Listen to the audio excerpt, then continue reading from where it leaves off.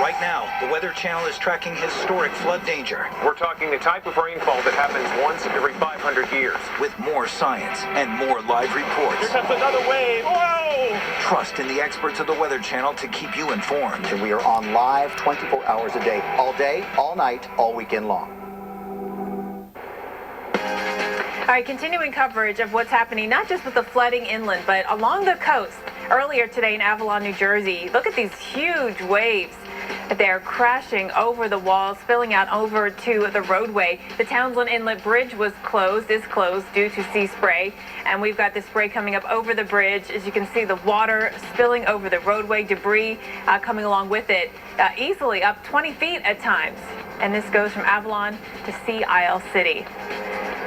Know this area well. A lot of folks love to vacation there. We're dealing with what's happening right along the eastern seaboard, really from New Jersey all the way down the coast into Virginia and North Carolina. It's this persistent onshore flow. You know, last weekend we dealt with it. The direction of the wind is a little bit different than last weekend, but nonetheless, it's still a push of water heading right onshore. And it's been very concerning with the wind, also concerning with the waves too. So what's happening weather-wise, very strong area of high pressure to the north. We've had our low and our stalled front off to the south, and it's that pressure gradient. And by the way, Joaquin plays into this too, just the pressure gradient and the changes continuing to force the onshore direction of the wind. And so not just the wind, but also the waves. And the waves have been up, and it's that swell as well as the wind waves coming right onto the shoreline. It brings us a concern for erosion as well as coastal flooding. So let's bring in meteorologist Mike Seidel. He is in Virginia Beach, Virginia, with the latest. All right, Mike, we talked to you, I guess it was about a half hour ago now. What has changed? Are you past high tide?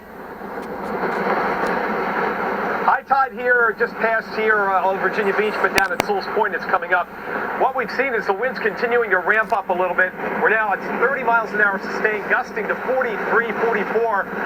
Up at the Chesapeake Bay Bridge Tunnel now, level 2 wind restrictions. Level 2, meaning it's going to cut down on a lot of vehicles. Cars are fine, trucks are fine, tractor trailers that are loaded are fine. I posted that on my Twitter account at Mike Seidel because the winds there are now over 47 miles an hour. You're looking at the surf. These are 10-footers here on shore. Just check the buoys offshore from Virginia Beach, 70 miles out. How about 18-foot waves? And that's all rolling in here. You can hear the wind and just feel the force of the water. And every time a wave comes up here, you see more of the beach just cascading into the sea. And again, we're not going to get back to normal tides for a few days, but we are going to start to back this wind off as we get into later Monday and certainly Tuesday and Wednesday. But the damage has been done. We've seen pieces of the fence going down the coast. Here's a piece of wood here in the water right now. Let me hop down here, give you an idea. As the water comes in, it just hits this and scoops off a lot of sea foam. There's a piece of debris now in the water here in the surf. Water temperature, by the way, 74, so it's still relatively warm here in early October. The air temperature also right now at 74. We've seen a little bit of natural beach replenishment, a little bit, but they have lost so much sand, and they've also lost some of the fencing, which helps to structurally firm up the initial dune line. They still have this big dune back here that's about 15 feet, so that really protects the homes from any major event. This, though, as they'll tell you here, these persistent northeast winds, a lot of times much worse than a tropical storm or hurricane just because of the duration.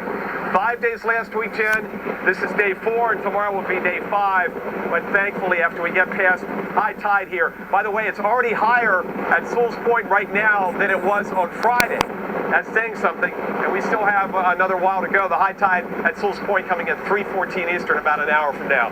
Jen, we'll keep you updated from here, but again, up and down the coast from Connecticut all the way down to the Carolinas, we're seeing surf, we're seeing beach erosion, and we're seeing moderate to even major coastal flooding this afternoon with this high tide, as you've seen the pictures up at Stone Harbor from Reagan Medji. Yeah, it's been unbelievable. Mike Seidel, thank you so much for sharing this story from here. And again, you see the waves crashing, you see the sea foam crashing, and you heard Mike talk about it, even comparing it to somewhat he's covered a lot of tropical systems, right? But, this is different simply because it has been days and days of this here, very persistent onshore flow, and we still have some time to go. All right, let's talk about what's happening in South Carolina and the flooding. We've got Interstate 95 southbound that is closed right now. We've got a live look at it right here south of Florence, South Carolina. So again, a live look at I-95 and I-20.